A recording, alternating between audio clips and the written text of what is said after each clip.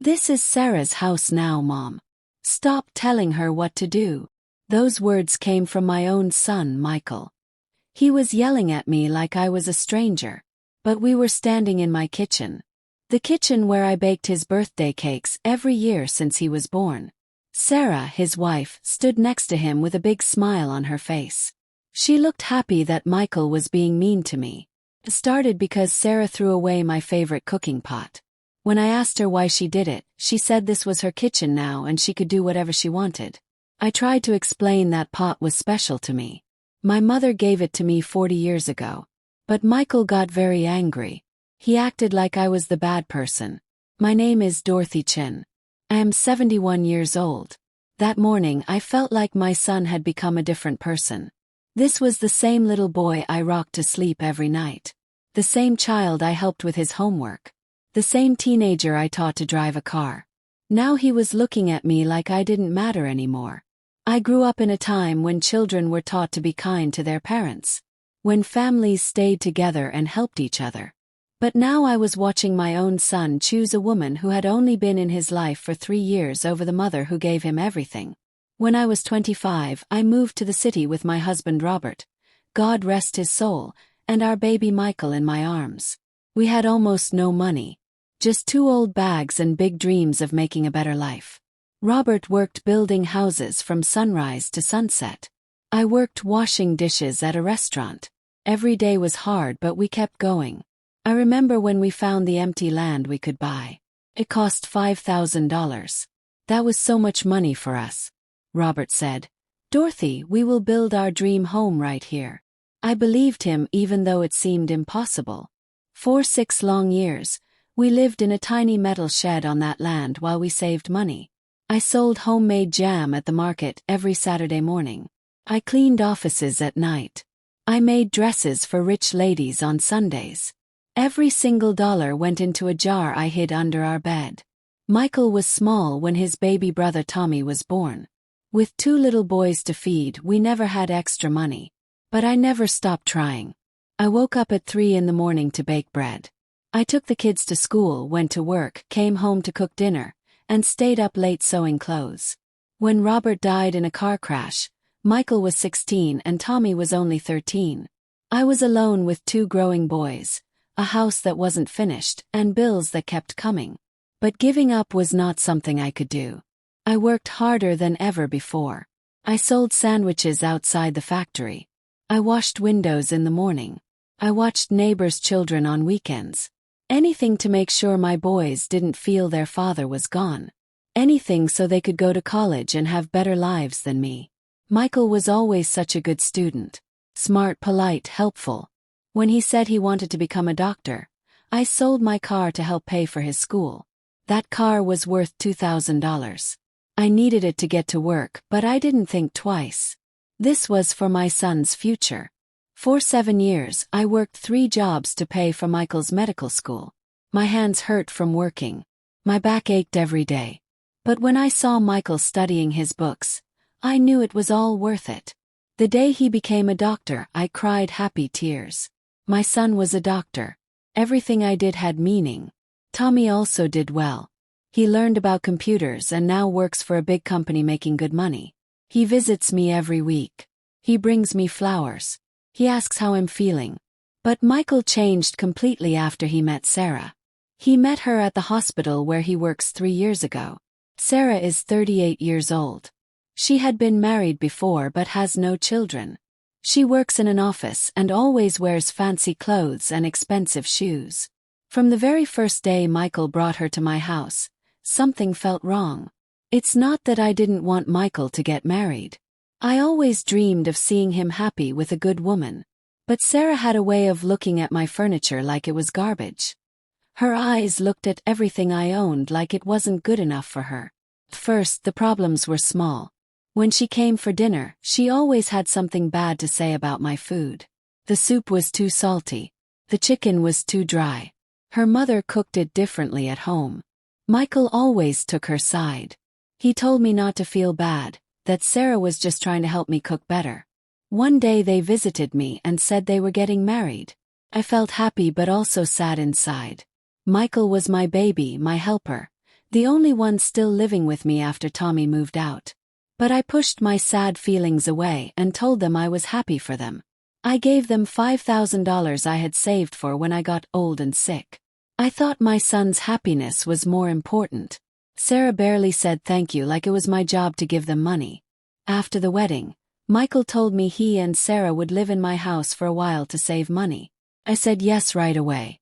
I thought it would be wonderful to have family around again. Maybe Sarah and I could become close like mother and daughter. Maybe she would help me cook and clean. But from the first day they moved in as husband and wife, everything changed. Sarah started moving my things without asking me first. She changed my living room curtains to ugly brown ones she liked better. She took down my family photos to put up pictures of her friends. She changed my whole kitchen around, putting my dishes where I couldn't reach them. When I asked Michael to please talk to Sarah about asking me first, he said Sarah lived here too now and had a right to feel comfortable. But nobody cared if I was comfortable. Sarah started bringing her friends to my house without telling me. They would come in the afternoon, sit in my living room, drink my coffee, and talk about me like I wasn't there. They said things like, "Poor Michael having to live in such an ugly old house. When they have babies, they'll need to move somewhere nicer and newer." One day I heard her on the phone telling a friend that living with her mother-in-law was terrible, that I was bossy and controlled everything, that I didn't let her do anything she wanted. It hurt so much to hear her say those things when I tried so hard to make her feel welcome. Michael started acting different toward me. He stopped asking about my day. He stopped sitting with me in the evening to watch our favorite shows like we used to. He stopped helping me carry heavy bags from the store. All his attention went to Sarah, making her happy, giving her everything she wanted. On my 71st birthday, they barely remembered. Before, Michael always bought me a cake and brought me roses. This time Sarah told him they should just take me to a cheap restaurant so they wouldn't have to wash dishes at home. We went to a bad restaurant where the food tasted awful and cost only $15 for all three of us. I started feeling invisible in my own house. Sarah put the TV on whatever show she wanted without asking. She stayed in the bathroom for hours every morning, using all the hot water. She filled my refrigerator with expensive food only she ate, leaving no room for my things. When I tried talking to Michael about these problems, he told me I was making things up, that Sarah worked hard and deserved respect. But I didn't understand why respecting her meant not respecting me. One night I heard them talking in their bedroom. Sarah was saying I was too bossy, that I didn't let them live their own lives, that I was always in their business. Michael said I was just used to living alone, that I would get used to them being there soon. But I wasn't in their business. I just wanted them to respect my things. I just wanted my house to still feel like my house, not like I was a guest who didn't belong. Sarah started cooking only for herself and Michael. She made food for 2 people and told me there was leftover rice from yesterday if I was hungry. Me, who cooked for my family for 50 years, now had to eat cold old food in my own kitchen. On Saturdays and Sundays, they went out together without me. They went to movies, shopping, restaurants, and came back late at night laughing and talking while I sat home alone watching television. Before, Michael and I used to go out together on Sundays. We went to the farmer's market, bought flowers for my garden, ate breakfast at food trucks. One day I decided to talk about the problem directly. I told them I felt like I wasn't welcome in my own house anymore, that we needed rules so we could all live together nicely. Sarah looked at me with cold eyes and said if I wasn't happy with how things were, maybe I should find another place to live. Michael said nothing. He just stayed quiet, looking at the floor like the conversation had nothing to do with him. His silence hurt more than any yelling. My own son was leaving me alone in this fight, letting his wife tell me to leave my own home. That night I cried quietly, holding my pillow over my face so they wouldn't hear me. It was the first time in many years I felt completely alone and abandoned. The next few days were even worse. Sarah realized Michael wasn't going to defend me, so she acted even worse. She started changing things around when I went shopping like she was showing this was her territory now. One Thursday I came back from buying groceries and saw she had moved all my garden plants. She put them in a dark corner where the sun doesn't shine, saying she needed that sunny spot for a new table and chairs she wanted to buy. I had taken care of those plants for 20 years. Each plant was special to me. Each one grew in the perfect spot where it got the right amount of sun. When I explained the plants would die in that dark corner, she told me if I cared so much, I could give them to a neighbor. She talked about my plants like they were trash in her way. Michael sat right there reading his phone, hearing everything, saying nothing.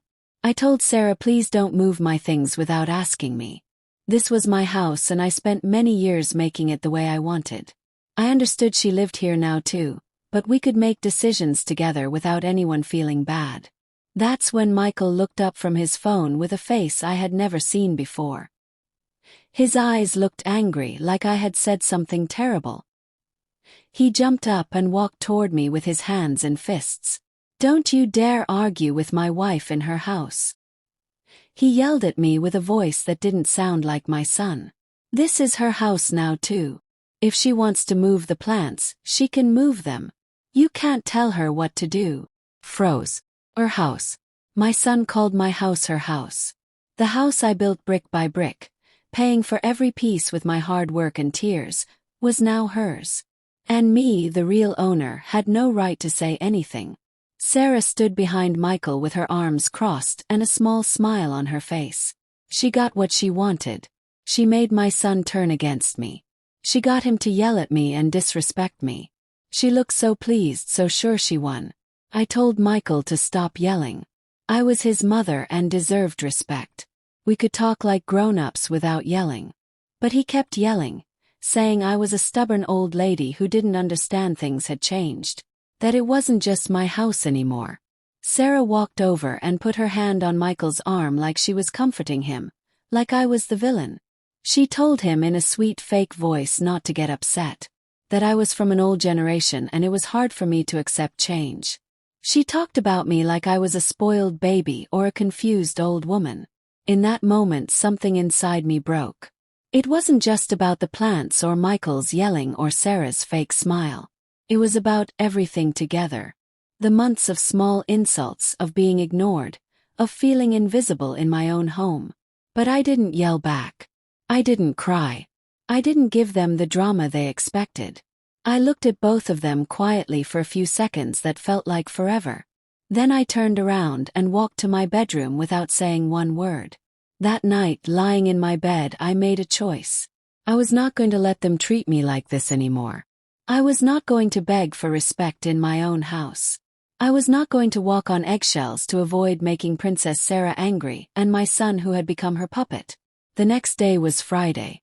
Michael and Sarah always went out Friday nights and came home very late. That Friday after they left, I did something I never thought I would do. Called a locksmith. A locksmith is someone who changes locks on doors. I told the locksmith man what happened.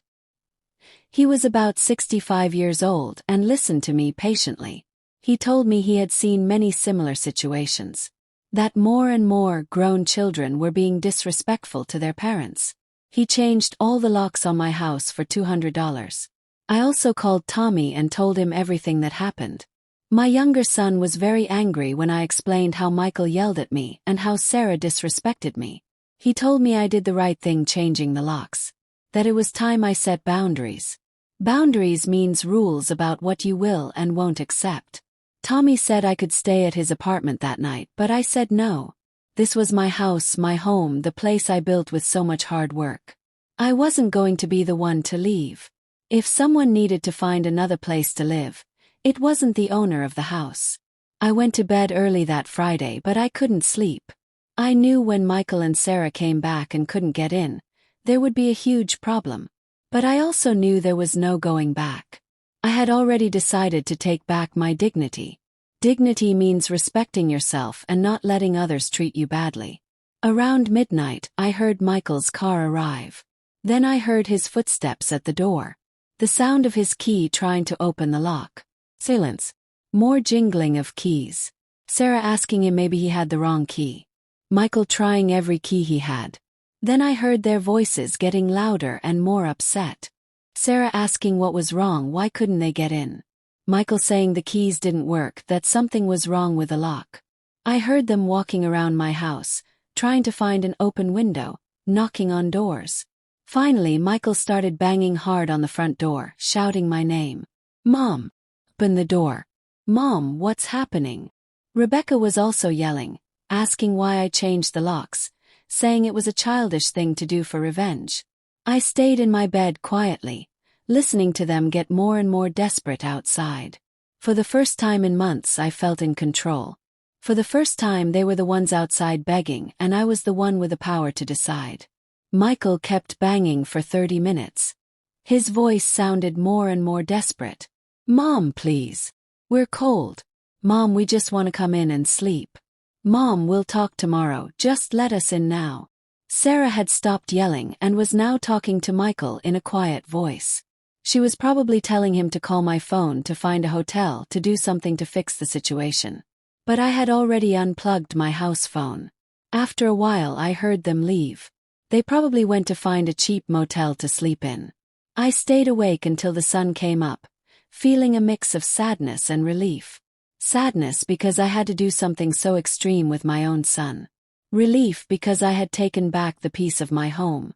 Saturday morning I got up early like always. I made coffee, watered my plants, cleaned my house. All in peace, without rushing, without having to hear complaints about how I did things. It was the first morning in months I ate breakfast in peace in my own kitchen. Around 10 o'clock in the morning, my cell phone started ringing. It was Michael. His voice sounded tired and defeated. "Mom, we need to talk. We're at Sarah's friend's house, but we need to at least get our clothes and things." I told him we could talk, but first he needed to say sorry for yelling at me and disrespecting me in my own house. There was a long silence. Then he said yes, he was wrong, that we could fix things if I opened the door for them. But I had learned that Michael's promises didn't mean anything anymore. As long as Sarah was controlling him, he would always put her first. I told him if he wanted to talk, he could come alone.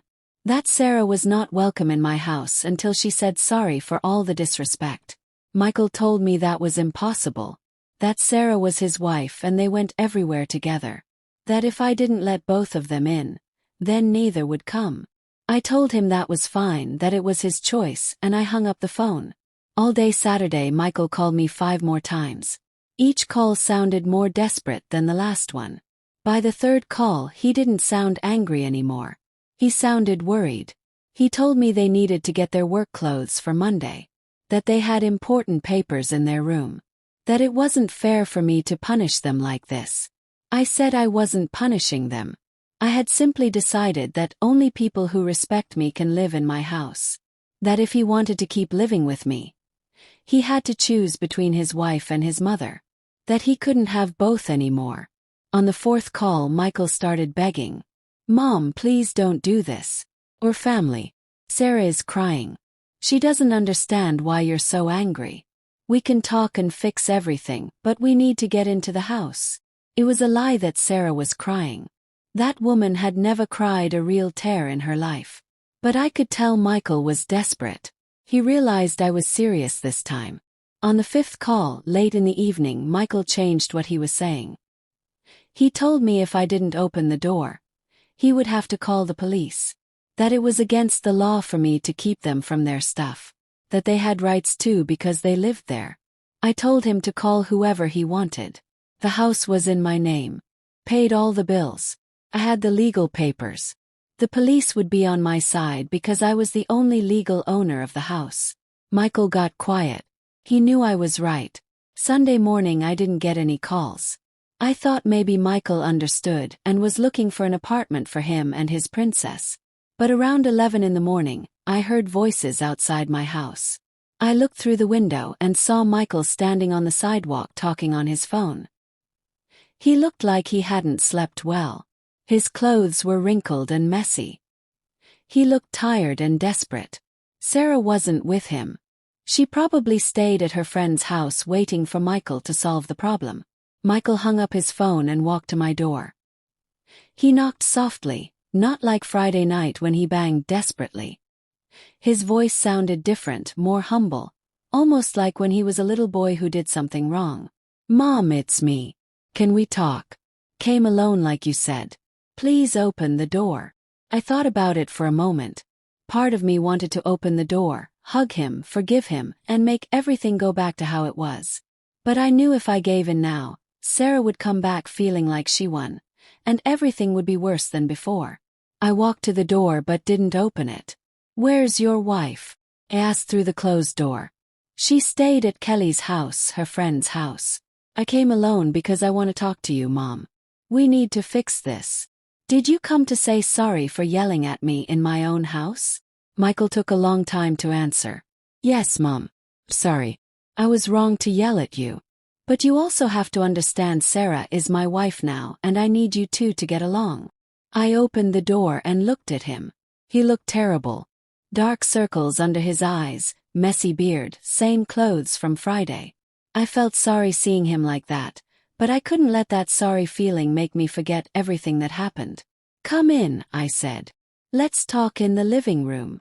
Michael came in and sat in the chair where his father used to sit before he died. He rubbed his hands on his face and took a deep breath. I sat across from him, waiting for him to start talking. "Mom, I know things haven't been good lately. Sarah told me you treat her badly. That you don't accept her as part of the family. Maybe I got too defensive of her." He was starting wrong. He still believed his wife's version, still thought I was the villain. But I decided to let him finish talking before I responded. "But Mom," he continued, "changing the locks was too much. You can't just leave us on the street like that. We're your family. This is our house too." I stopped him right there. "No, Michael. This is my house. Bought it. Paid for it. Built it. You are my son and you will always be welcome here, but with conditions. One condition is that you respect me." "But I do respect you, Mom." "Do you respect me? Is yelling at me in front of your wife respecting me? Is telling me I have no right to talk about my own plants respecting me? Is letting that woman talk to me like I'm garbage respecting me?" Michael looked down. I knew deep in his heart he knew I was right. But his pride and his need to please Sarah wouldn't let him fully admit it. "Sarah respects you too, Mom. You two are just very different. She comes from a different family. She has different ways of doing things. You need to give her time to learn." "Time, Michael? It's been 8 months since you got married. How much time does she need to learn to say please and thank you? How much time to learn not to move things without asking?" "Look, Mom, this is how it is. Sarah is my wife now. I love her and I'm always going to defend her. If you can't accept that, then we have a very big problem." There it was. The truth. Michael came to talk to me, but he didn't come to really say sorry. He came to give me a choice. Accept Sarah with all her bad behavior, or lose my son forever. I sat quietly for a moment, thinking about everything I gave up for this son. The years working double shifts to pay for his school. The nights I didn't sleep when he was sick. The thousands of dollars I spent on his education, his clothes, his toys. "Michael," I said in a very calm voice, "I love you too. But love can't only go one direction. If you truly love me, you also have to defend me when your wife disrespects me." "Sarah doesn't disrespect you, Mom. You're just too sensitive." Michael stood up and started walking around the living room. He looked nervous, desperate. He knew the conversation wasn't going the way he planned. "Look, I need you to give me the new keys. Sarah and I are going to keep living here while we save money for our own apartment. But I promise we'll talk to her so she's more careful with you." "More careful? Michael, your wife told me to leave my own house. Does that seem careful to you?"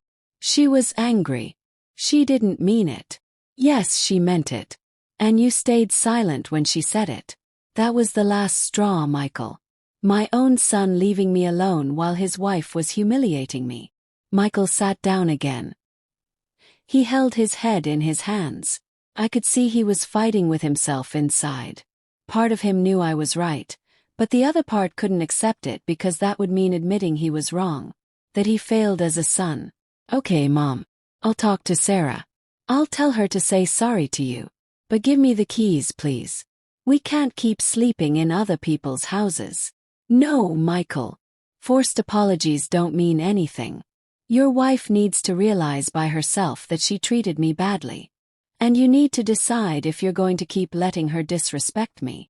And meanwhile, we stay on the street. You're not going to be on the street. You have a good job. You earn good money. You can rent an apartment. You can stay in a hotel. You can go to her parents' house. You have choices. But Mom, we don't have money saved for an apartment deposit. Everything we earn, we spend on bills and living expenses. That's not my problem, Michael. You're a married adult. You have to solve your adult problems. Michael looked at me with a face I had never seen before. It was surprise, pain, and something like fear mixed together. I think he realized for the first time his mother had changed. That I was no longer the woman who gave in to everything just to keep peace. He sat quietly for several minutes. I stayed quiet too, letting him understand the new reality. Finally he spoke, but his voice sounded different, smaller. Are you really not going to give me the keys? I'm really not going to give you the keys. But the door to this house will always be open for you, Michael. Only for you. When you decide your mother deserves respect and kindness. Michael stood up again. He walked toward the door, but before leaving he turned to me. Okay, Mom. If that's your decision, I respect it. But I want you to know you're destroying our family because of your pride. No, Michael. Our family started being destroyed the day you let your wife disrespect me. I'm just trying to save what's left of my self-respect. Michael left my house without saying goodbye. I watched from the window as he walked to his car with his shoulders down, defeated. I knew he was going back to Sarah and she would ask what happened. I knew he would tell her about our conversation and she would be very angry because I didn't give in. I stood at the window until his car disappeared down the street. My heart felt broken, but I also felt a strange sense of relief. For the first time in months, I was able to speak without being interrupted. Without anyone telling me I was making things up or being too sensitive. Monday morning I got up early as usual. I made my coffee, read the newspaper, watered my plants. It felt strange to have the house so quiet. No Sarah yelling at neighbors to turn down their music. No complaints about the water not being hot enough. Around 10 in the morning I got a call from Tommy. He told me Michael had contacted him. That Michael told him I kicked them out of the house. He asked if it was true and if I was okay. I explained the whole situation. I told him about the months of disrespect, about how Michael yelled at me, about our conversation Sunday. Tommy was quiet for a moment, then told me I did the right thing. That it was about time Michael learned actions have consequences. He also told me Michael tried to get him to talk to me, to convince me to give them the keys back. But Tommy told Michael he wasn't going to get involved, that this was a problem between Michael and me, that he wasn't going to pick sides. I felt proud of Tommy in that moment. Even though Michael was his older brother, Tommy understood I was right. He told me if I needed anything, any help at all, he was there for me. I didn't hear from Michael for the rest of that week. He didn't call. He didn't come to the house. He didn't send messages. It was like he completely disappeared from my life. Part of me worried, but the other part knew he was fine. That he was just angry because he didn't get what he wanted. On Wednesday afternoon I was watering flowers in my garden when my neighbor, Mrs. Patterson, came over. She had lived next door for 12 years and we always had a good relationship. She asked about Michael and Sarah, saying she hadn't seen them come home for several days. I told her what happened, not giving her too many details. Mrs. Patterson listened carefully and then said something I didn't expect. I'm so glad you finally stood up to them, Dorothy. That girl always seemed very rude to me. I was surprised Mrs. Patterson noticed Sarah's behavior. I asked what she had seen. She told me several times she heard Sarah yelling at my cleaning lady, treating her like a personal servant. She also said one day Sarah parked her car blocking Mrs. Patterson's driveway. When she politely asked Sarah to move it, Sarah answered very rudely, saying to wait 5 minutes because she had more important things to do. These stories confirmed I wasn't making things up. Sarah really was disrespectful not just to me but to everyone around her. The problem was Michael was so blinded by her that he couldn't see her true personality. Friday night I was watching television when my phone rang. It was a number I didn't know, but when I answered, I heard Michael's voice. It sounded different, more tired, more defeated than last Sunday. "Mom, it's me. I'm calling from a coworker's phone. Why aren't you calling from your cell phone? My phone service got turned off and I don't have money to turn it back on right now." It made me sad to hear that. Michael had always been very careful with money, always had his bills under control. If he didn't have money for his phone, it meant they were really having money problems. "How have you been?" I asked, though part of me already knew the answer. "Bad, Mom. Really bad. We've been in a cheap hotel for a week and we've run out of money. Sarah had to borrow from her sister just so we could buy food these past few days. Why don't you look for an apartment? We've gone to see several, but they all want 3 months' rent up front as a deposit. That's like $3,000 that we don't have." Michael stopped talking for a long time. I could hear him breathing deeply, like when he was a little boy about to cry. "Mom, I need to ask you a favor. Could you lend us money for the apartment? I promise we'll pay you back in 6 months. Michael, you know I don't have that kind of money saved. The $5,000 I had saved, I gave you for your wedding, remember? But you could take out a loan from the bank. You have the house as collateral.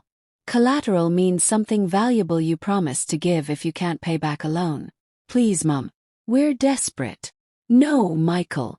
I'm not going into debt to solve a problem you two created. If you had been respectful to me, you'd still be living in my house without paying rent. You chose a different path." He was quiet for a long moment. Then his voice changed, became harder, more bitter. "Really, Mom? Are you really going to let your son end up on the street because of your pride? You're not going to end up on the street, Michael. You have a job. You have hands that work. You're capable. Look for a cheaper room to rent. Look for an apartment that doesn't need such a big deposit. Talk to your boss about getting paid early. There are many options. But none of those options are as easy as you forgiving me and giving me the keys back." "Exactly. None are as easy. But life isn't always easy, Michael. I worked for 30 years to build this house. Your father died when you were teenagers and I kept going. I didn't have anyone to solve my problems for me." Michael sighed deeply again. I could feel his frustration through the phone. "Okay, Mom. I get your message. But I want you to know Sarah is very hurt. She says you never accepted her. That you treated her badly from day one. Michael, I welcomed that woman into my home with open arms. I tried to make her feel welcome. I tried to make her comfortable. If she feels rejected, it's because her own conscience is telling her she treated me badly.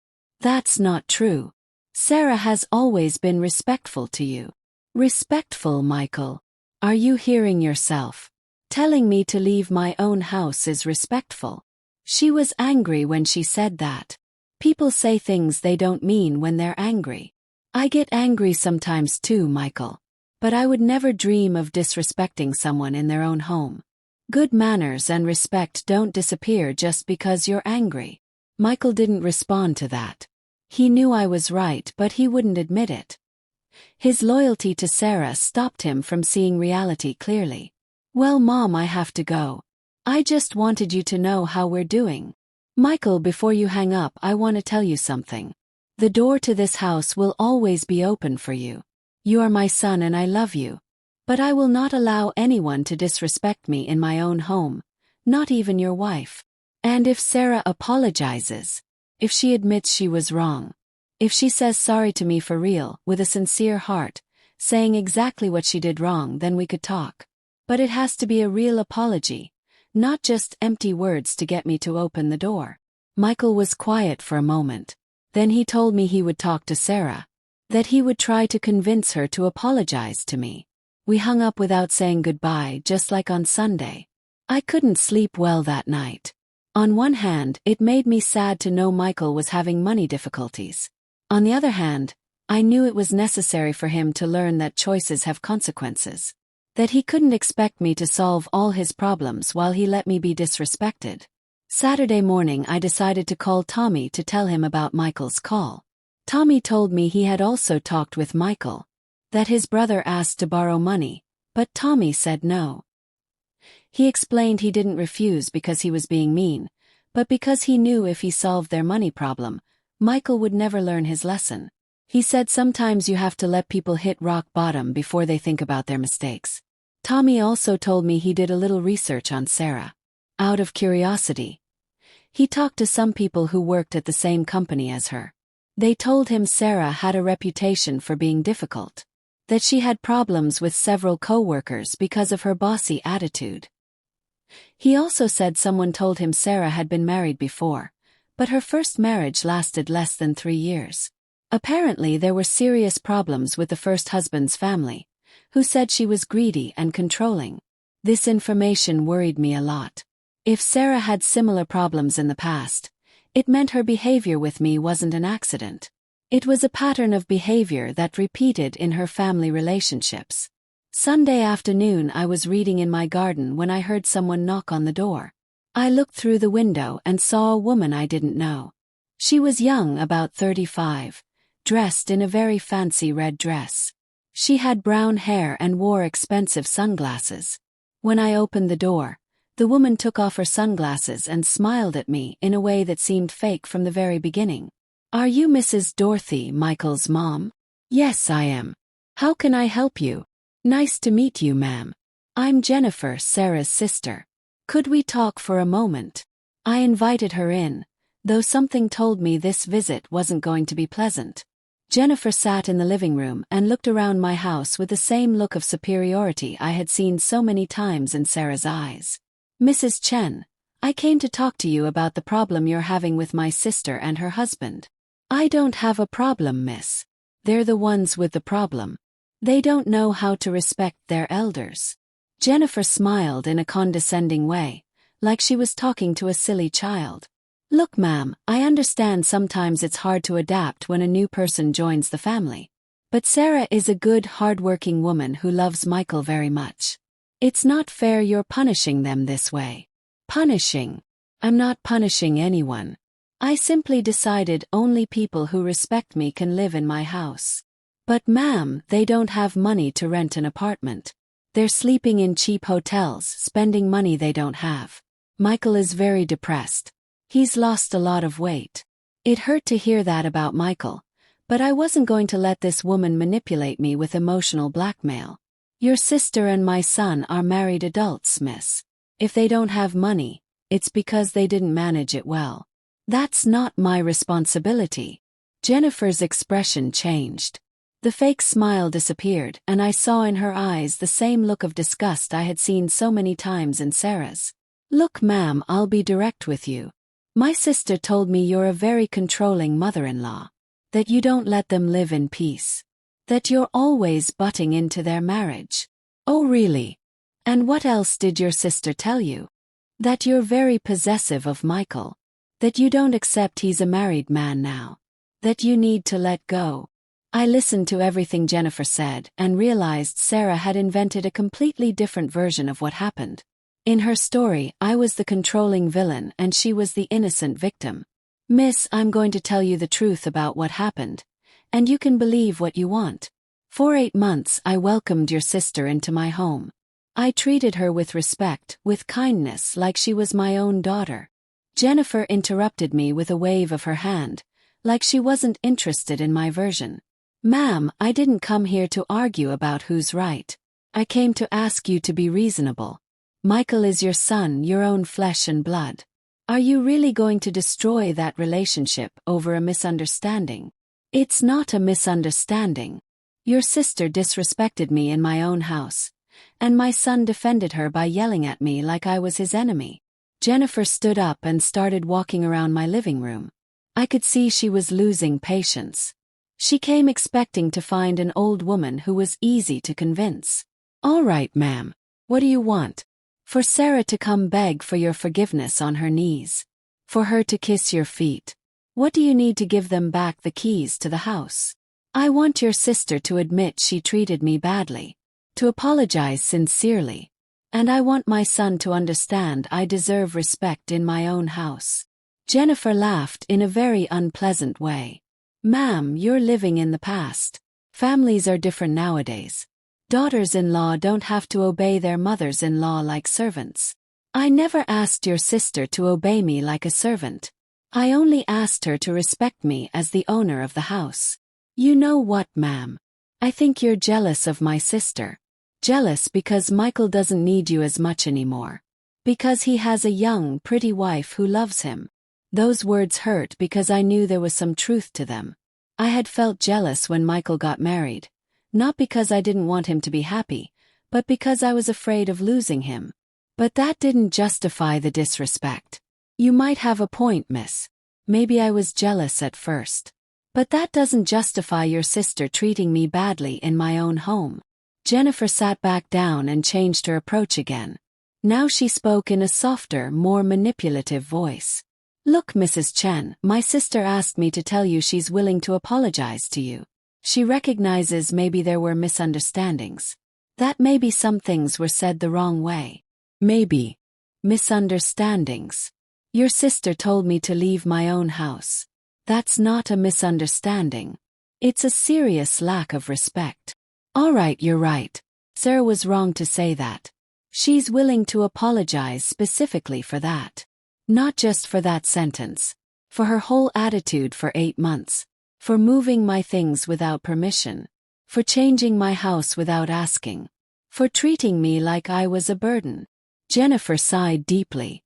She looked frustrated because she wasn't getting what she came for. Ma'am, let's be practical. Michael earns $2,000 a month. With that they have to pay rent, food, gas, bills. If you help them by letting them live in your house, they can save money faster to buy their own house. That sounds very logical, miss. But there's something you don't understand. Money isn't the most important thing in life. Dignity and respect are worth more than any savings. Jennifer looked at me like I was a foolish old woman who didn't understand the real world. Ma'am, with all due respect, you're getting older. Wouldn't you rather have your son close, even if there are small conflicts, instead of being alone in this house? I'd rather be alone and at peace than have company and be humiliated in my own home. That answer seemed to surprise her. I think she expected me to be afraid of loneliness. To be desperate for company at any price. Besides, miss, I'm not alone. I have Tommy. I have my neighbors. I have my lifelong friends. I don't need to accept disrespect to feel accompanied. Jennifer stood up again. She looked annoyed now. She had completely lost her patience. All right, ma'am. I see you're very stubborn. But I want you to know my sister is suffering a lot. She's crying every day because she doesn't understand why you hate her so much. I don't hate your sister, miss. I just won't allow her to disrespect me. Michael is suffering too. He's very thin, very depressed. He says he feels like he lost his mom. He hasn't lost me. I'm still his mom and I will always love him. But love doesn't mean letting people walk all over you. Jennifer walked to the door. Before leaving, she turned to me one last time. Ma'am, I hope when you see your son sleeping on the street, you can sleep soundly knowing it was your pride that put him there. Those words hit me hard, but I wasn't going to let her manipulate me with dramatic threats. My son is not going to end up on the street, miss. He's smart, hardworking, capable. If he's having difficulties, it's because he chose to defend a disrespectful woman instead of respecting his mother. Jennifer left my house, slamming the door hard. I watched from the window as she walked to her car talking on her phone. She was surely telling Sarah her mission failed. That the stubborn mother-in-law didn't give in to her manipulations. I felt very sad that afternoon. Jennifer's visit stirred up a lot of feelings. On one hand, it confirmed Sarah really was manipulative. She had twisted the whole story to make herself look like the victim. On the other hand, it hurt to know Michael was really suffering. But I knew if I gave in now, if I gave them the keys back without any real change, everything would be worse than before. Sarah would feel like she won. Michael would learn he could disrespect me without consequences. And I would lose my dignity in my own house forever. That night I called Tommy and told him about Jennifer's visit. He was very angry when I told him the things she said to me, especially the threat that Michael could end up on the street. Mom, that woman tried to manipulate you with emotional blackmail. Michael isn't going to die from renting a room while he saves for an apartment. Thousands of people live like that. Tommy was right. But it was still hard for me not to feel guilty about Michael's situation. Monday morning I received a call I didn't expect. It was from Michael's work. A very nice young man asked me if I knew where my son was. Michael hadn't shown up for work and hadn't called in. I was very worried because Michael had never been irresponsible with his job.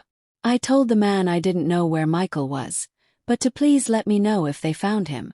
After hanging up, I felt very uneasy.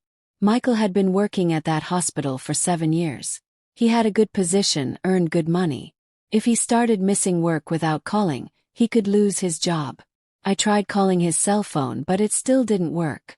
I called Tommy to ask if he knew anything about his brother, but Tommy hadn't heard from Michael since last week either. Around 2 in the afternoon, my phone rang again. This time it was Michael, but his voice sounded very strange, like he had been drinking alcohol. Mom, it's me. Michael, where are you? Work called looking for you. I'm at a bar near the hotel. I didn't go to work because I couldn't sleep all night. Sarah and I had a really terrible fight. What happened? Jennifer told Sarah about her conversation with you yesterday. Sarah got very angry because she says you humiliated her in front of her sister. She says she doesn't want to apologize to you anymore. That she'd rather we find another solution. And what solution are you going to find? I don't know, Mom. I don't know what to do anymore. Sarah says if I really love her, I should cut you out of my life completely. That as long as you're part of my life, she'll never be happy. Michael stopped talking for a long time. I could hear background noise, music from the bar where he was. Mom, I need you to tell me the truth. Are you really never going to forgive Sarah? Do you really prefer to lose me forever? Michael, I don't want to lose you. You're my son and I love you more than my own life. But I can't pretend nothing happened. Your wife disrespected me seriously and you defended her instead of defending me. But Mom, she's my wife. It's normal for me to defend her. It's also normal to defend your mother when someone disrespects her in her own house. Michael started to cry. I could hear him clearly through the phone. It broke my heart to hear him like that, but I knew I had to stay strong. Mom, I'm lost. I don't know what to do. If I choose Sarah, I lose you. If I choose you, she's going to leave me. I can't win in this situation. Michael, nobody is asking you to choose. The only thing I'm asking for is respect. If Sarah respects me, if she admits she was wrong, everything can go back to normal. But she says you never accepted her. That you treated her badly from day one. She says she has no reason to apologize because you started the problem. Michael, do you really believe that? Do you believe I treated your wife badly? There was a very long silence. I knew Michael was struggling inside between what he had seen with his own eyes and what Sarah had made him believe. I don't know what to believe, Mom. Sarah tells me one thing, you tell me another. You two see the same situation in completely different ways. Michael, I've known you since you were born. Have you ever in your life seen me treat a guest badly in my house? Have you seen me be rude or disrespectful to anyone? No, Mom. You've always been very polite to everyone. So why do you think I would change with your wife? What reason would I have to treat her badly if all I wanted was for you to be happy? Michael was quiet again. I could hear him crying harder. Mom, I'm scared. I'm scared of losing Sarah, but I'm also scared of losing you. I don't know how to fix this. Son, the solution is very simple. Sarah needs to admit she treated me badly. She doesn't need to humiliate herself or beg. She just needs to apologize sincerely and promise she will respect me. But she says she didn't do anything wrong. That she was just defending herself from your attacks. My attacks, Michael? When did I ever attack your wife? Tell me one time I yelled at her. One time I said something mean to her. Michael couldn't answer because he knew I was right. In all the months Sarah lived in my house, I never yelled at her, never insulted her, never disrespected her. Mom, I'm going to talk to Sarah again. I'm going to try to make her understand she needs to apologize to you. Son, but before that you need to go to work. You can't lose your job over these problems. Without a job, you'll be in an even worse situation than you are now. You're right. I'm going to the hospital right now to apologize to my boss. Michael, one more thing. Stop drinking. Alcohol won't solve any problems. It will only create new ones. Yes, Mom. You're right. I love you. I love you too, son. Take care of yourself. After hanging up, I kept thinking about the conversation. It was the first time in weeks Michael had admitted, even indirectly, that I was right. It was also the first time he showed doubts about the version of events Sarah had told him. Tuesday afternoon I received another unexpected call. This time it was Sarah. Her voice sounded different, less arrogant, more nervous. Mrs. Chen, it's Sarah. Could we talk? Of course. What do you need? Michael told me you're willing to forgive me if I apologize to you. I wanted to know exactly what you need to hear from me. I was surprised she was so direct. I expected more manipulation, more drama. Sarah, I need you to specifically admit how you disrespected me. I can't accept a generic apology for misunderstandings. There was a long pause. I could hear her breathing deeply, like she was preparing for something difficult. Okay. I admit it was wrong for me to tell you to leave your own house. That was very rude of me. What else? It was also wrong for me to move things without asking you. It's your house and I should have respected your way of organizing it. I was surprised she was admitting these things so easily. But something in her tone of voice told me she wasn't being completely sincere. Sarah, why are you suddenly willing to admit these things? Last week your sister told me you hadn't done anything wrong. Because Michael is in a really bad place, ma'am. He hasn't slept well in days. He's barely eating. He's drinking a lot. I'm afraid he's going to lose his job or get sick. There was the truth. She wasn't apologizing because she was truly sorry, but because the situation had become unbearable and she needed everything to go back to normal. Sarah, a real apology comes from the heart, not from desperation. If you're only apologizing to me to solve your money problems, then it's worthless. No, ma'am. It's not just because of money problems. It's also because I've realized maybe I didn't handle the situation well when I moved into your house. Maybe. Okay. I didn't handle it well. I was wrong. I admit I treated you with little respect, and that caused problems between you and Michael. Sarah, I need to know something else. Do you really love my son? Of course I love him. Michael is a wonderful, hardworking, honest man. I love him very much. If you love him so much, why did you ask him to cut me out of his life completely? Why did you put him in the position of having to choose between his wife and his mother? Sarah took a long time to answer. When she finally spoke, her voice sounded smaller, more vulnerable. Because I was jealous, ma'am. Jealous of the relationship you have with Michael. He talks about you with so much love, so much respect. Sometimes I felt like I would never be as important to him as you are. That confession surprised me. It was the first time Sarah had shown any emotional honesty. Sarah, a mother's love and a wife's love are different. One doesn't have to compete with the other. I never tried to keep Michael away from you. I just wanted you to respect me. I know, ma'am. Now I realize I reacted badly because of my own fears. But I really want to fix things. What do I need to do for you to forgive us? I told Sarah I needed time to think. That a phone conversation wasn't enough to solve months of problems. That if she really wanted to fix things, she would have to come to my house and talk face to face, without Michael present. Sarah agreed to come that same afternoon. After hanging up, I felt very nervous.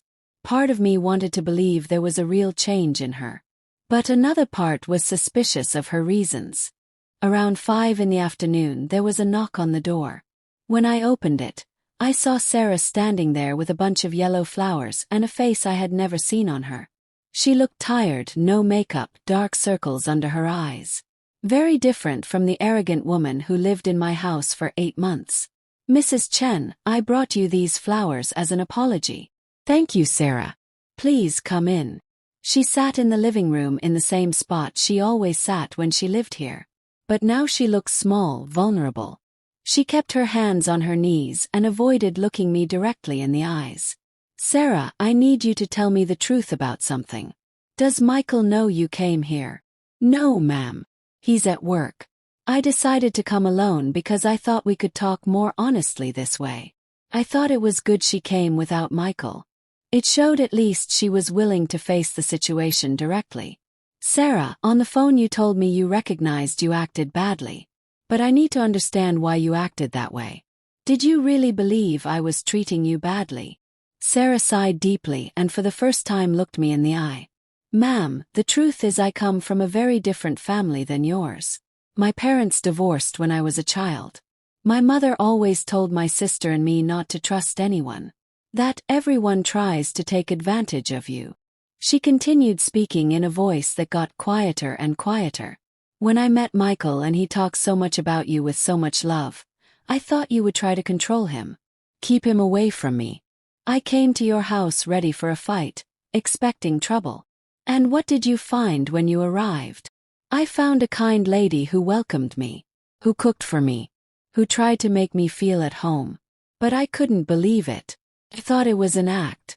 That deep down you hated me. Sarah, why didn't you tell me what you were feeling? Why didn't we talk about your concerns? Because I was afraid if I showed my weaknesses, you would use them against me. I preferred to attack first before you attacked me. It hurt to hear that because I realized Sarah had spent months torturing herself with fears that were only in her imagination. Sarah, I never had any intention of hurting you. All I wanted was for us to be a happy family. I know, ma'am. Now I realize all my fears had no basis. But I had already caused so much damage that I didn't know how to fix things. And why do you want to fix them now? Because I see Michael destroying himself over this situation. He doesn't tell me, but I know he misses this house a lot. He misses watching TV with you in the afternoons. He misses telling you about his work. I also realize if Michael loses his relationship with you because of me, one day he will blame me. And I don't want our marriage to be built on the destruction of his family. Those words surprised me. It was the first time Sarah had shown real emotional maturity. Sarah, are you truly sorry for how you treated me? Yes, ma'am. I'm very sorry. I was rude, disrespectful, selfish. I had no right to treat you badly in your own house. I had no right to tell you to leave here.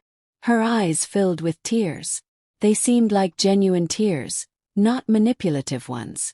Ma'am, I know my apologies might sound empty after everything that happened, but I want you to know I am truly sorry. If you give me another chance, I swear I will be the daughter-in-law you deserve. Sarah, a second chance is earned with actions, not with words. If you come back to this house, how will you show me you've really changed? I will respect your rules, your schedule, your way of organizing the house. I will ask your permission before changing anything. I will help you with chores without you having to ask me. And if we have a disagreement, if there's a problem, we will talk like adults with respect. I won't involve Michael in our problems. If we can't resolve something between us, we'll ask for outside help. I sat quietly for a moment, watching Sarah. She seemed sincere, but I had learned to be cautious. Sarah, I need to ask you a difficult question. If things don't work out between us, if we have problems again, are you willing to find another place to live without creating drama? Yes, ma'am. If I can't adapt to living in your house with respect, then I recognize the problem is me and we will find another place. And Michael, is he willing to support that decision? I haven't talked to him about this yet, but I'm going to speak to him clearly. I'm going to tell him if I disrespect you again. He doesn't have to defend me. That you are his mother and you always deserve respect. Sarah stood up and walked over to where I was sitting. She kneeled in front of me and took my hands. Mrs. Chen, I ask for your forgiveness from the bottom of my heart. Forgive me for being disrespectful. Forgive me for causing problems between you and Michael. Forgive me for making you feel uncomfortable in your own home. Real tears ran down her cheeks. For the first time since I'd known her, Sarah looked genuinely vulnerable and sorry. Please give me a second chance. I promised to be the daughter you never had. I promised to take care of you, respect you, and love you as you deserve. I started to cry too. All those months of pain, of humiliation, of feeling rejected in my own home came out in the form of tears. Sarah, stand up. You don't need to kneel. I helped her up and hugged her. It was the first time we had hugged since her wedding. I felt there really was a change in her. That her apologies were sincere. All right, Sarah. I'm going to give you a second chance. But I need you to understand this is the only one. If there are problems again, there won't be a third chance. I understand perfectly, ma'am. I won't let you down. When do you want to come back? Could we come back tonight? Michael is very depressed, and I think coming back to his home would do him a lot of good. Yes, you can come back tonight. But first Michael and I need to talk. He also needs to understand some things. Sarah nodded her head. Do you want me to tell him to come now? No. It's better if you go get him and you come together. I need to talk to both of you at the same time to set up the rules for living together. Sarah walked to the door. Before leaving, she turned to me one last time. Ma'am, thank you for giving me this opportunity. I won't waste it. After she left, I sat in the living room thinking about everything that happened. Part of me was happy there was finally a possible solution. Another part was nervous because I knew second chances are more fragile than first ones. I went to the kitchen and made coffee for 3 people. I also took out some cookies I baked last week. If Michael and Sarah were coming back, I wanted to welcome them in the best way possible. An hour later I heard Michael's car arrive. I looked out the window and saw them get out together. Michael looked nervous. Sarah walked very close to him like she was giving him support. When they knocked on the door, I took a deep breath before opening it. This was the moment of truth. The moment to know if we could really be a family again or if all this was just a temporary illusion. I opened the door and saw my son standing there with a face that broke my heart. Michael had lost so much weight. He had deep dark circles, messy beard. He looked like he aged 10 years in these 2 weeks. But when he saw me, his eyes lit up like when he was a child. Mom! He said with a broken voice and threw himself into my arms. I hugged him tightly, feeling him shake in my arms. My son, my baby, had suffered so much because of this situation. We both cried without saying anything for several minutes. Sarah stood in the doorway waiting. When we finally separated, I invited her in too. Come on, let's sit down. We have a lot to talk about. In the living room, Michael sat next to me on the sofa, very close, like he was afraid this was a dream and I would disappear. Sarah sat across from us, hands clasped, nervous, but with a more humble expression than I had ever seen on her. First, I want you both to know I love you. Michael, you are my son and nothing will ever change that. Sarah, you are my son's wife and therefore you are also part of my family. Michael took my hand and squeezed it tightly. Mom, forgive me for yelling at you. Forgive me for disrespecting you in your own house. I have no excuse for what I did.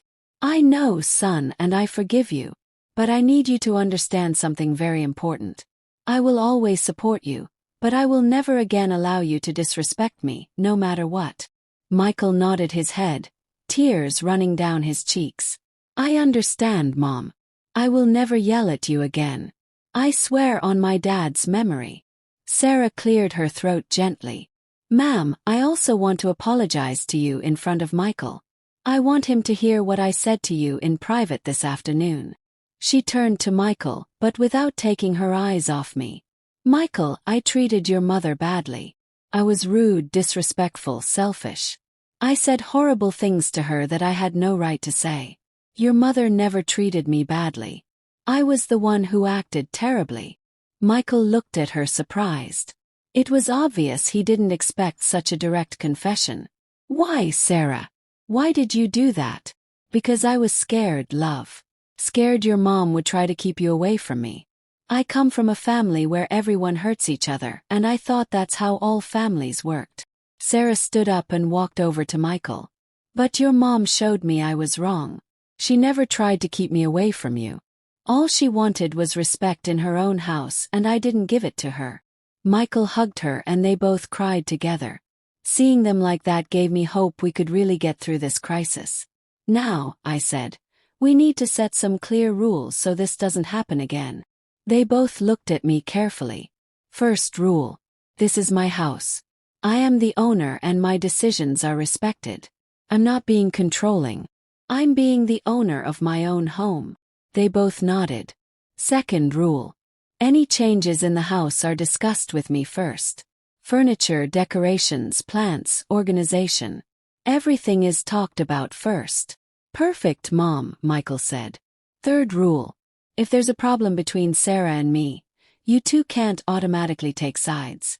We have to talk like adults and resolve conflicts with respect. Sarah timidly raised her hand. Ma'am, what if I don't agree with one of your rules? How do we handle that? Very good question, Sarah. If you don't agree with something, you tell me with respect and we explain our points of view. But in the end, since it's my house, my decision is final. Sarah nodded. That seems fair, ma'am. Fourth rule, I continued. Michael, you can never yell at me again to defend your wife. If you think I'm being unfair to Sarah, you tell me calmly and respectfully. You're right, Mom. That was my biggest mistake.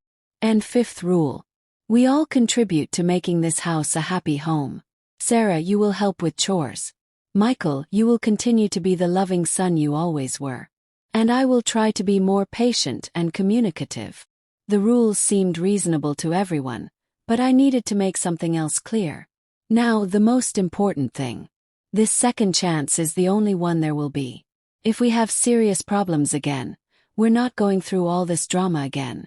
You will find another place to live with no hard feelings, but with no exceptions. Michael looked at me worried. Mom, really no more chances? Michael, son, I'm 71 years old. I don't have time or energy to be fighting in my own house. I want to live my last years in peace, surrounded by people who love and respect me. Sarah stood up and walked toward me. Mrs. Chen, you have my word of honor you won't need to give us another chance. I will show you every day I deserve to be in this family. I trust you, Sarah. The three of us hugged together. It was the first time in almost a year I felt complete. That I felt like I had a real family again. Michael, I said, go get your things. It's time for you to come home.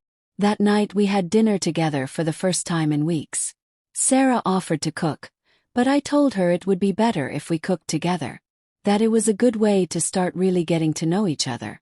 While we prepared dinner, Sarah told me more about her family, about her difficult childhood, about her fears. I began to understand why she acted so defensive. It didn't justify her behavior, but at least I could understand it. Michael looked more relaxed than I'd seen him in months. He sat at the kitchen table telling us about his work, laughing at jokes Sarah and I made. It was like he got his family back. After dinner we sat in the living room to watch television like we used to.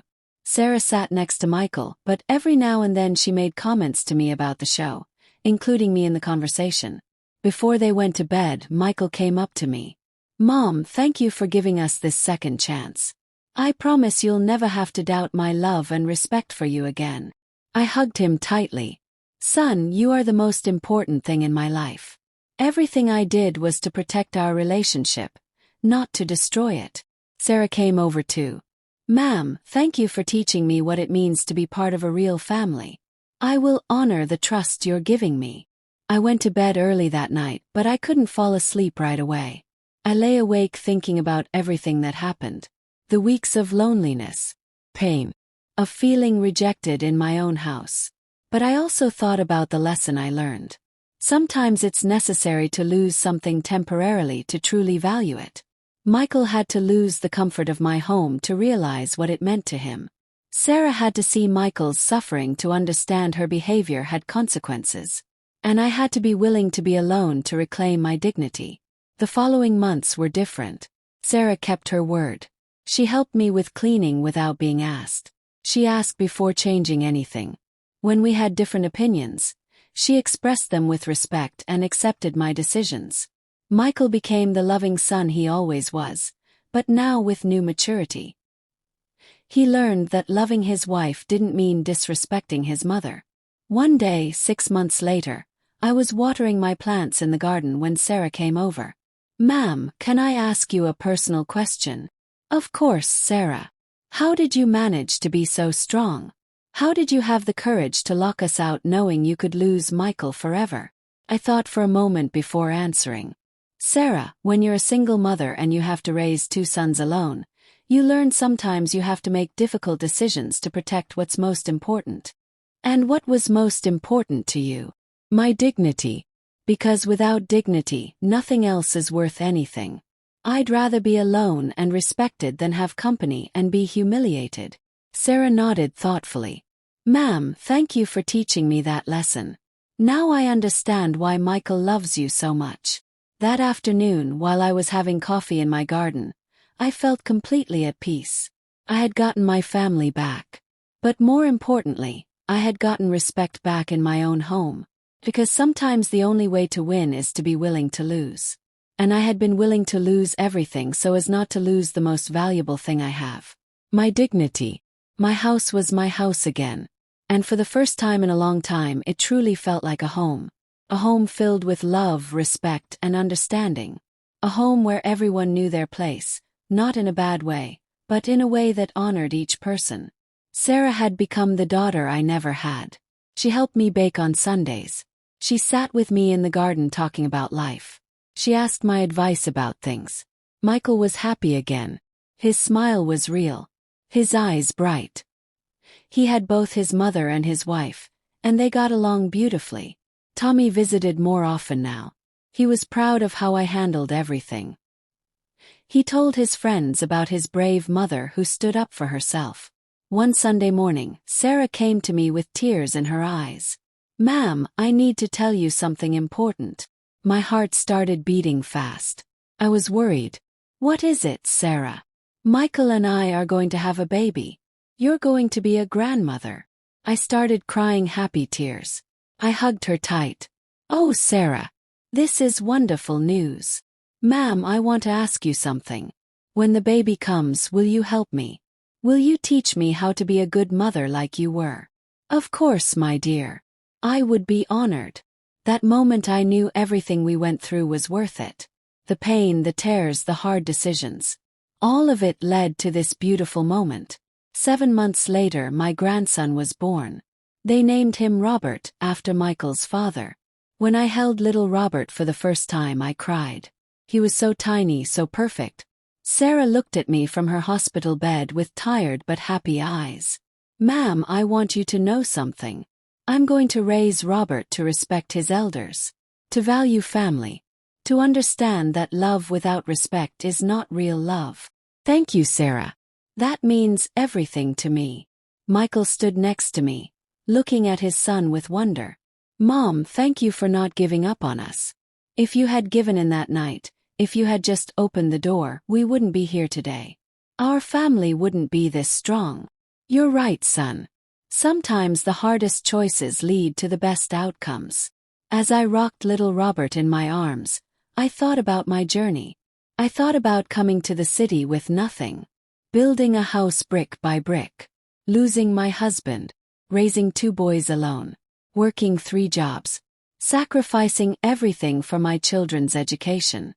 And then, when I thought my sacrifices would be forgotten, when I felt most alone, I found the strength to stand up for myself. That strength saved my family. It taught my son an important lesson. It helped Sarah become a better person. And now, holding my grandson, I knew my legacy would continue. Robert would grow up in a home filled with love and respect. He would see his parents treating his grandmother with kindness. He would learn that elders deserve honor, that family is precious, that respect is the foundation of love. Mrs. Patterson, my neighbor, came to visit when we brought the baby home. "Dorothy, I have to tell you something." The whole neighborhood was watching what happened with Michael and Sarah. Many of us have similar problems with our grown children. You inspired us. You showed us it's okay to set boundaries. That loving our children doesn't mean accepting disrespect. Thank you, Mrs. Patterson. It wasn't easy, but it was necessary. You know, my daughter treats me badly sometimes. After seeing what you did, I talked to her about it. Set some rules. And you know what? She actually respected them. Our relationship is better now. Smiled. I'm so glad to hear that. As weeks and months passed, life settled into a beautiful rhythm. Every morning I woke up to the sound of baby Robert crying. Sarah would bring him to me and I'd feed him his bottle while she made breakfast. Michael would come down for work, kiss his son, hug his wife and kiss my cheek. Have a good day, Mom. I love you. I love you too, son. Sarah and I spent our days taking care of Robert together. She asked my advice about everything. Ma'am, he's crying. Is he hungry or does he need changing? Check his diaper first, dear. Then we'll see if he's hungry. Ma'am, what temperature should his bath water be? Like this, feel it. Not too hot, not too cold. Just right. Ma'am, how did you manage with 2 babies and no help? Oh, Sarah, it was hard. But you do what you have to do. Love gives you strength you didn't know you had. One afternoon, Sarah's sister Jennifer came to visit. She wanted to meet the baby. I was nervous about seeing her again after our last confrontation. But Jennifer was different this time. She came in humble, polite. Mrs. Chen, thank you for letting me visit. I want to apologize for how I spoke to you that day. I was wrong. Thank you, Jennifer. I appreciate that. She held baby Robert and smiled. Sarah, he's beautiful. And Mrs. Chen, I have to say, you were right about everything. I talked to Sarah after she moved back in. She told me how wrong she was. How patient you were. How you taught her what family really means. I'm sorry I didn't believe you. It's okay, Jennifer. What matters is we're all family now. As I watched Jennifer play with Robert, Sarah came and sat next to me. She put her head on my shoulder. Ma'am, can I call you Mom? I mean, if it's okay with you. My eyes filled with tears. Oh, Sarah. I would love that. Thank you, Mom. You're the mother I wish I had growing up. You're patient, kind, firm when you need to be, but always loving. I want to be like you. You're already becoming a wonderful mother, Sarah. And a wonderful daughter to me. That night, after everyone went to bed, I sat alone in my living room. The same living room where months ago I felt so alone, so disrespected, so invisible. But now this room was filled with love. Baby toys in the corner. Family photos on the wall. Sarah had framed a picture of the 3 of us from last week. We were all smiling, genuinely happy. I looked at that picture and felt proud. Proud I didn't give up. Proud I stood firm. Proud I taught my family what respect means. Tommy came to visit the next weekend. He brought gifts for the baby and flowers for me. Mom, you look so happy. I am happy, Tommy. I have my family around me. They respect me. They love me. What more could I want? Mom, I learned so much watching how you handled everything. When I get married someday, I'll remember to respect my wife's family. To never make her choose between me and them. To understand that love multiplies, it doesn't divide. That's very wise, Tommy. You're going to make someone very happy someday. As Tommy played with his nephew, Michael came and sat next to me. Mom, I never told you this, but during those 2 weeks we were locked out, I had a lot of time to think. I realized how selfish I'd been. How I took you for granted. How I let Sarah treat you badly because it was easier than standing up to her. Son, what matters is you learned from it. I did, Mom. And I promise if we ever have another child or if anything ever happens, I will always defend you. Not against Sarah because we're all on the same team now. But I'll make sure no one ever disrespects you again. Thank you, Michael. That means everything to me. Sarah called from the kitchen. Dinner's ready. We all gathered around the table. Tommy, Michael, Sarah, me, and baby Robert in his little chair. As we held hands to say grace, I looked around at my family. This was what I fought for. This moment. This peace. This love. This respect. Dear God, I prayed. Thank you for my family. Thank you for giving me the strength to stand firm when it was hard. Thank you for bringing us back together. Thank you for teaching us all important lessons. Please bless this food, this home, and everyone in it. Amen. Amen. everyone said together. As we ate dinner, laughing and talking, I realized something important. My story wasn't just about me standing up for myself. It was about teaching my family what real love looks like. Real love has boundaries. Real love includes respect. Real love is honest, even when honesty is painful. Real love sometimes means saying no, even when it's hard. I looked at little Robert sleeping in his chair and thought about his future. He would grow up seeing his parents treat each other with respect. He would see them treat me with honor. He would learn that family is important, but so is dignity. He would understand that sometimes the most loving thing you can do is stand firm in your values. That night, as I tucked myself into bed, I felt more content than I had in years. My house was peaceful. My family was united. My heart was full. Some people might say I was too harsh, that I should have just accepted Sarah's behavior to keep peace. But I know better now. Peace without respect is not real peace. It's just silence covering up pain. Unity without boundaries is not real unity. It's just people pretending everything is okay when it's not. I closed my eyes and whispered a prayer of thanks. Thanks for my strength. Thanks for my family. Thanks for the wisdom to know when to be soft and when to be firm. As I drifted off to sleep, I heard baby Robert crying softly. Then I heard Sarah's gentle voice singing him a lullaby. The same lullaby I used to sing to Michael and Tommy when they were babies. Sarah was passing on the traditions I taught her. She was becoming the bridge between generations. And in that moment, I knew everything I went through was worth it. Every tear. Every sleepless night. Every moment of doubt. Because now my family understood what I had been trying to teach them all along. That love without respect is empty. That family without boundaries is chaos. That kindness without firmness is weakness. But also that second chances are precious. That forgiveness is powerful. That family is worth fighting for. The next morning, Sarah brought Robert to my room. "Mom, will you watch him while I make breakfast?" "Of course, dear. Come here, my little angel." As I held Robert, he looked up at me with his big brown eyes. Michael's eyes. My husband's eyes. For generations connected through love and respect. "Little one," I whispered to him, "your great-grandmother came to this city with nothing. She worked hard, sacrificed everything, and built this home. Your grandfather worked alongside her until the day he died. Your grandmother, that's me, kept the dream alive. I raised your father and uncle alone. I built this house into a home. And now you're here, the newest member of our family. Remember this, Robert. Family is the most important thing in the world. But family doesn't mean accepting bad treatment.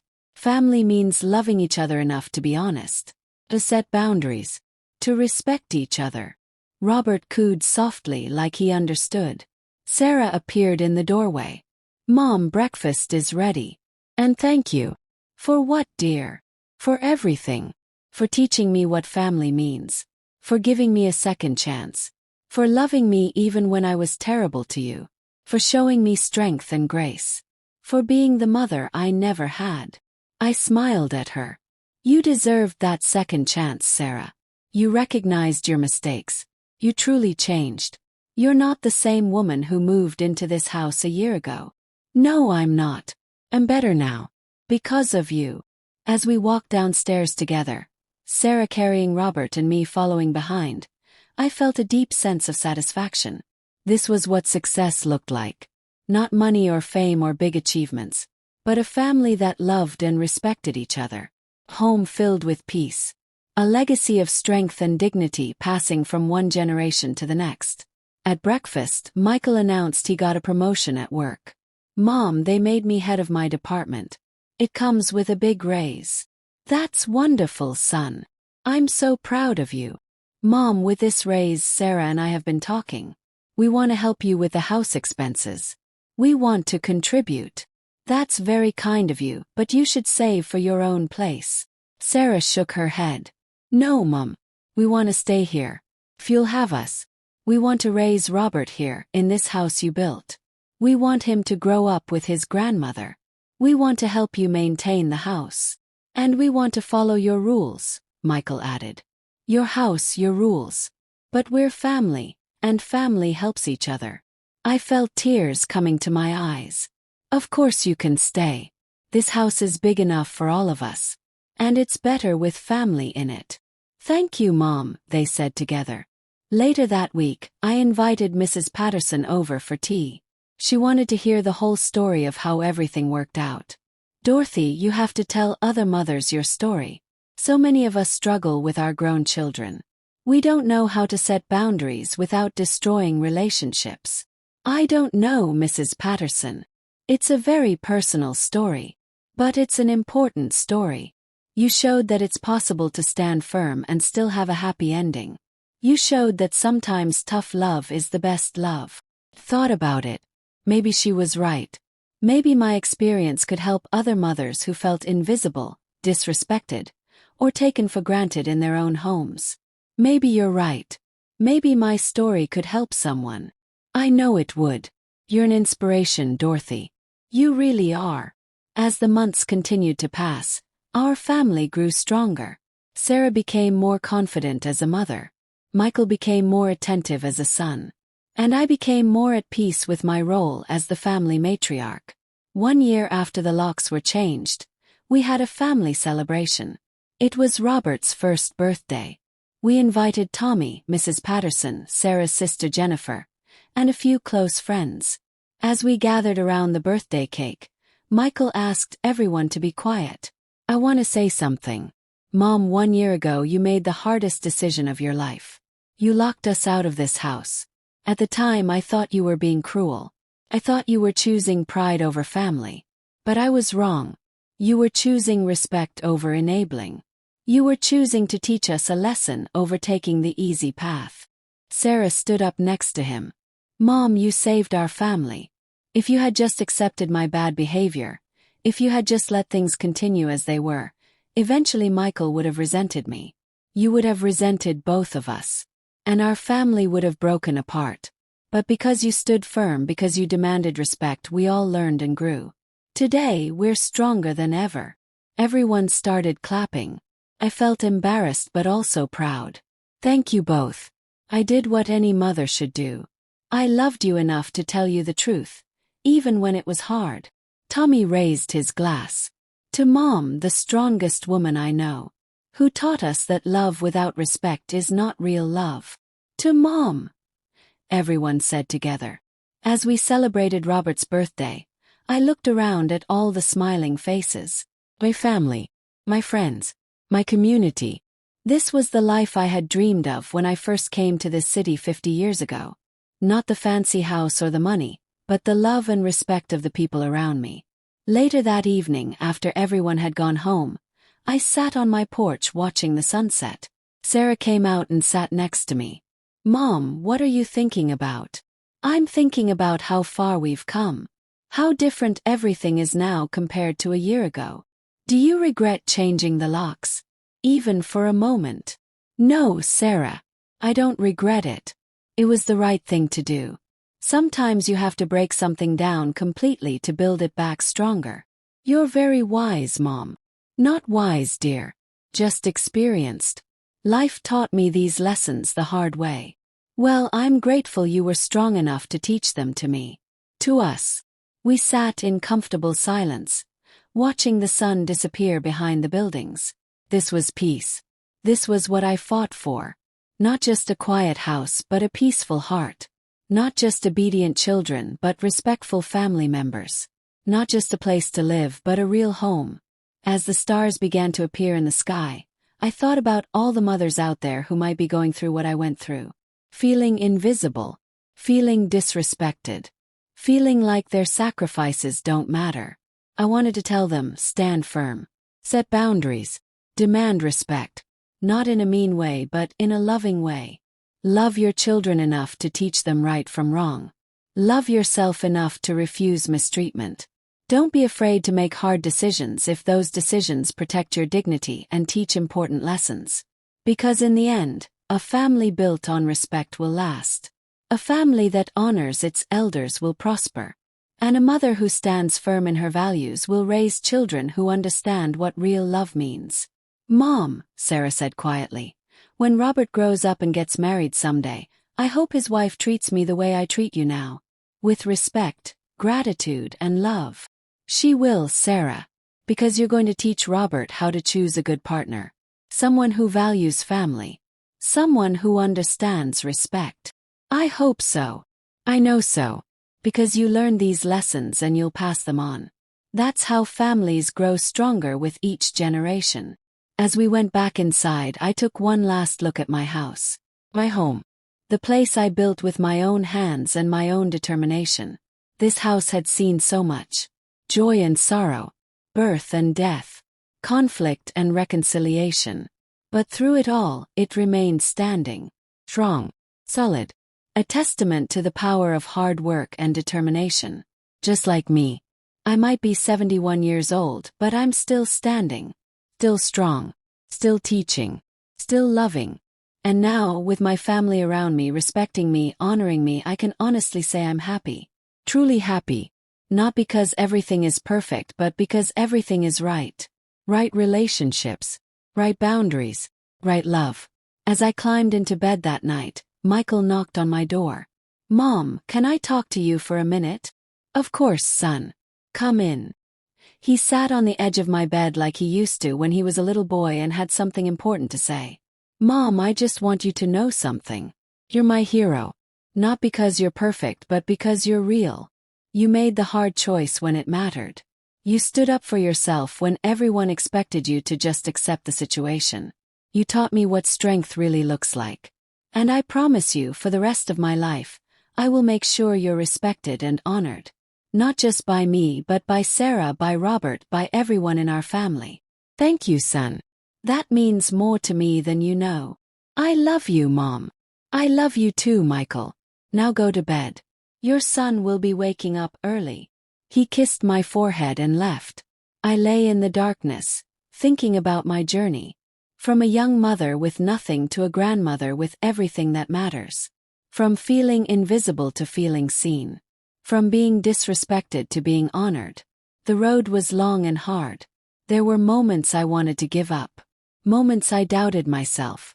Moments I felt completely alone. But I kept going. Kept standing firm. I kept believing that respect and dignity were worth fighting for. And in the end I won. Not because I defeated anyone, but because I helped everyone win. Michael learned to be a better son and husband. Sarah learned to be a better wife and daughter. And I learned that sometimes the most loving thing you can do is refuse to accept less than you deserve. As sleep finally came, my last thought was this. I am Dorothy Chen. I built this house with my own hands. I raised my children with my own strength. I demanded respect with my own courage. And I created a home filled with love through my own determination. This is my story. This is my legacy. And I would do it all again. Without hesitation. Without regret. Because standing up for yourself is never wrong. Teaching respect is never cruel. And loving your family enough to set boundaries is never selfish. It's wisdom. It's strength. It's love in its truest, most powerful form. And as I drifted off to sleep in my own house, surrounded by my family who now understood and honored me, I felt complete. My journey had come full circle. From building a house to building a home. From raising children to shaping character. From demanding respect to receiving love. This was success. This was victory. This was peace. And I earned every single moment of it.